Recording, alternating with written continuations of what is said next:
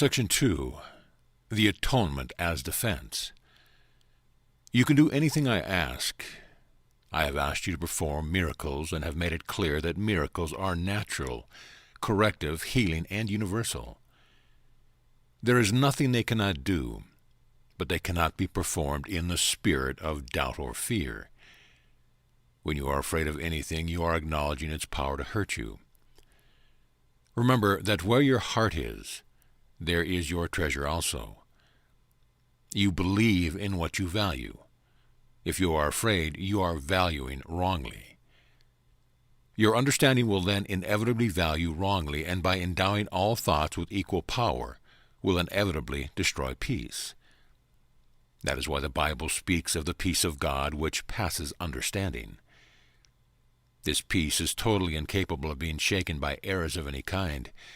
It denies the ability of anything not of God to affect you. This is the proper use of denial. It is not used to hide anything, but to correct error. It brings all error into the light, and since air and darkness are the same, it corrects error automatically. True denial is a powerful protective device. You can and should deny any belief that error can hurt you. This kind of denial is not a concealment, but a correction. Your right mind depends on it. Denial of error is a strong defense of truth, but denial of truth results in miscreation, the projections of the ego. In the service of the right mind, the denial of error frees the mind and reestablishes the freedom of the will. When the will is really free, it cannot miscreate because it recognizes only truth. You can defend truth as well as error. The means are easier to understand after the value of the goal is firmly established. It is a question of what it is for. Everyone defends his treasure and will do so automatically.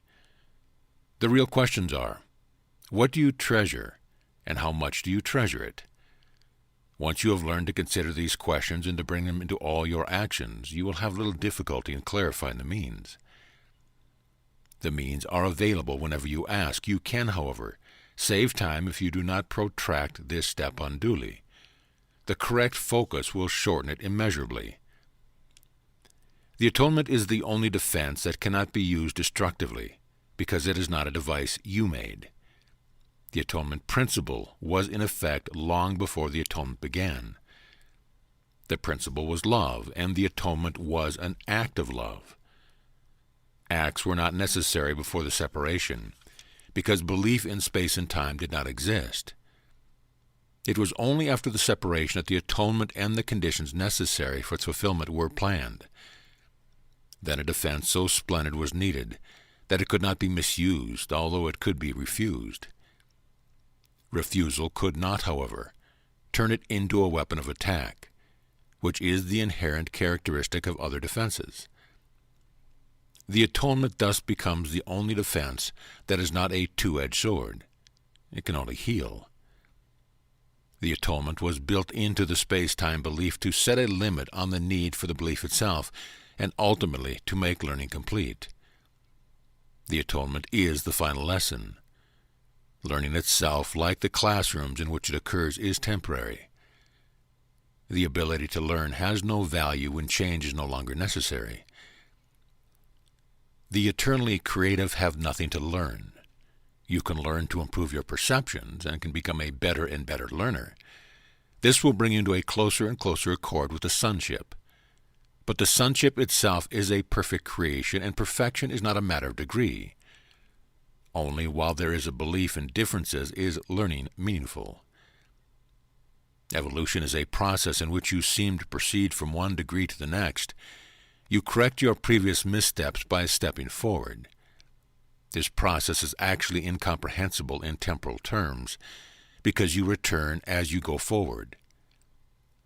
The atonement is a device by which you can free yourself from the past as you go ahead. It undoes your past errors, thus making it unnecessary for you to keep retracing your steps without advancing to your return. In this sense, the atonement saves time, but like the miracle it serves, does not abolish it. As long as there is a need for atonement, there is need for time. But the atonement, as a completed plan, has a unique relationship to time. Until the atonement is complete, its various phases will proceed in time. But the whole atonement stands at time's end. At that point, the bridge of return has been built.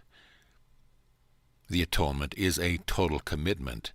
You may still think this is associated with loss, a mistake all the separated sons of God make in one way or another. It is hard to believe a defense that cannot attack is the best defense, and that is what is meant by the meek shall inherit the earth. They will literally take it over because of their strength. A two-way defense is inherently weak precisely because it has two edges, and it can be turned against you very unexpectedly. This possibility cannot be controlled except by miracles. The miracle turns the defense of atonement to your real protection, and as you become more and more secure, you assume your natural talent of protecting others, knowing yourself as both a brother and a son.